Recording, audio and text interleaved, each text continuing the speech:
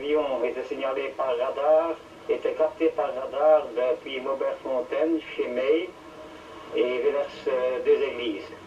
Les transmissions étaient données par téléphone au noviciat, où là-bas il y avait une grande glace de 3 mètres sur 4, et il y avait des téléphonistes, des femmes qui réceptionnaient ça et projetaient un point lumineux sur l'écran, sur la glace, en suivant ça dans l'avion.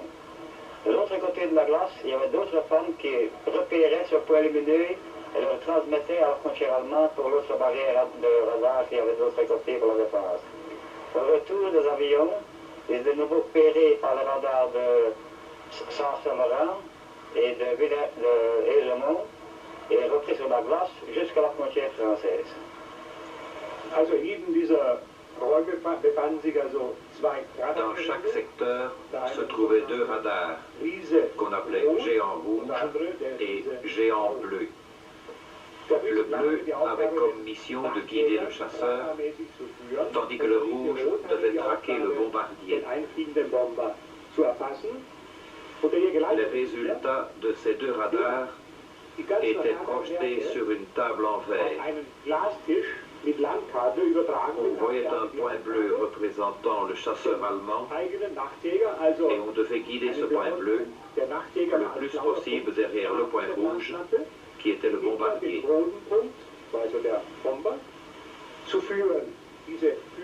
Le chasseur de nuit était prévenu par radiotéléphone et on disait au pilote par l'intermédiaire de l'officier de liaison chargé de guider l'avion, plus haut, plus bas, plus vite, plus lentement, à gauche, à droite et ainsi de suite.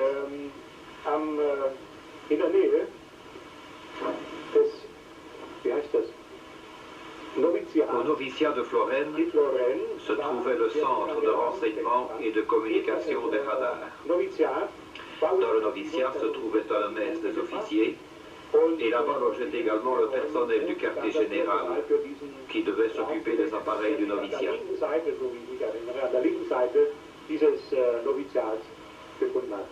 Le noviciat est évidemment fortement défendu. Deux lignes de tranchées l'entouraient.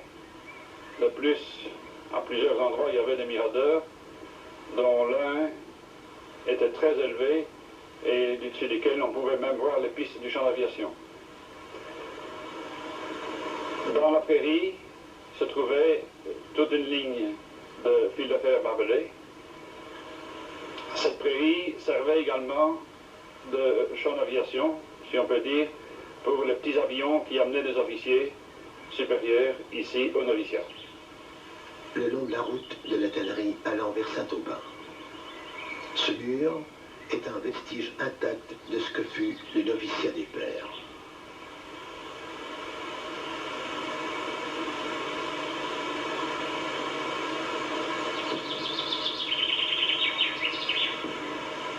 Les ruines, envahies de végétation, peuvent encore témoigner de son importance.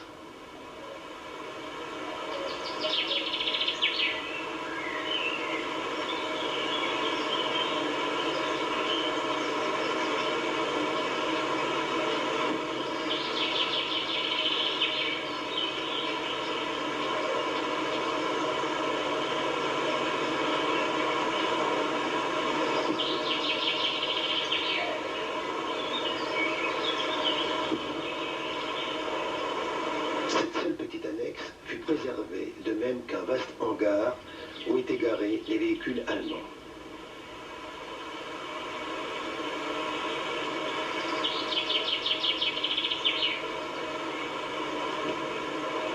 Dans le parc, les Allemands construisirent un abri qui devait protéger contre les bombardements les gens qui travaillaient au noviciat.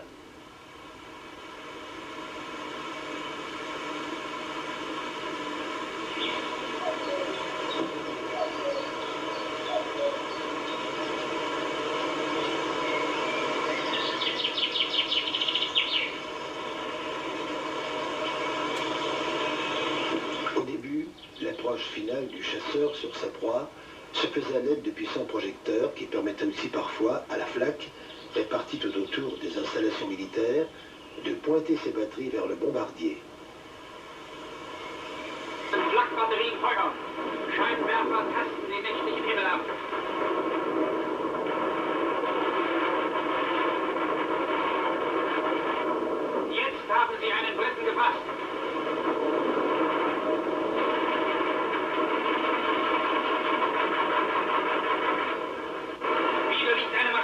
Richtige Schussposition.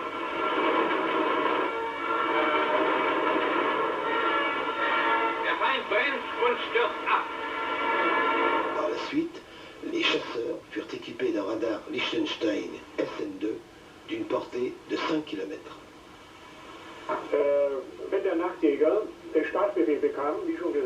Quand le chasseur de nuit ne devait pas décoller, il était prévenu par une fusée rouge.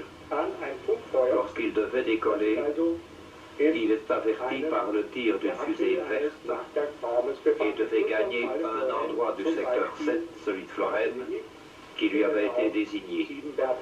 Par exemple, 7B. Il montait jusqu'à une altitude de 6000 mètres et alors recevait les informations et les instructions de l'officier des communications chargé de le guider vers le bombardier repéré. Man sagt in der damaligen Sprache, man wurde auf einen Bomber angesetzt. In dem Moment, wo ich also Quand je voyais le bombardier, je remettais les gaz. J'espérais qu'il ne m'avait pas aperçu. Je restais en dehors de l'autonomie de son radar arrière, environ 400 mètres, et alors je descendais le plus bas possible. Mais il fallait toujours, naturellement, que je puisse voir les flammes d'échappement de ses moteurs. Puis, je remettais progressivement des gaz et je volais toujours derrière le bombardier. Oui, je me mettais à sa hauteur.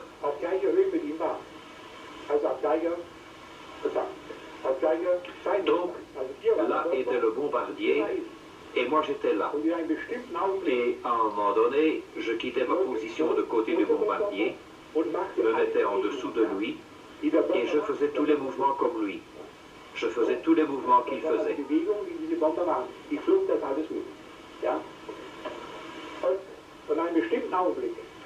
À un moment donné, lorsque le bombardier partait dans un virage vers la gauche, je tirais le stick, je remontais, j'appuyais sur la commande des canons et le tir de mes canons et des mitrailleuses frappait l'appareil juste entre deux moteurs, là où se trouvaient les réservoirs, et l'appareil brûlait immédiatement. Et il fallait ensuite s'effacer pour éviter d'être touché par les débris de l'appareil en feu. Il s'écrasait et je partais dans un virage opposé, puis quittais le secteur.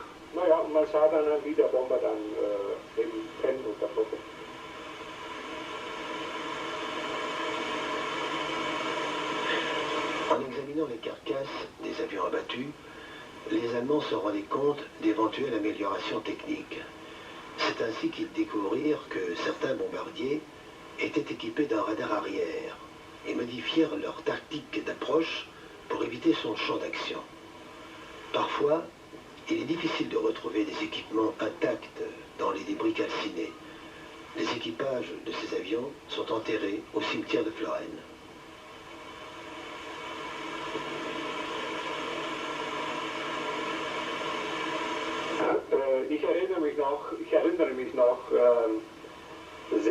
Je me souviens encore bien du coiffeur de Florène, ou du moins un des coiffeurs, c'était un jeune homme.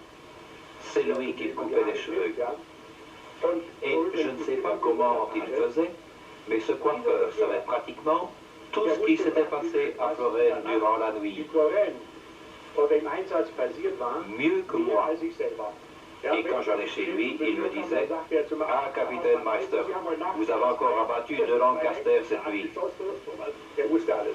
Le coiffeur était vraiment la centrale de renseignement de Florène. Et si un de ces jours vous rencontrez ce coiffeur, eh bien saluez-le de ma part. Le 25 novembre 1943, arrive un groupe de chasse de jour de la JG-26, équipée de Focke-Wulf 190.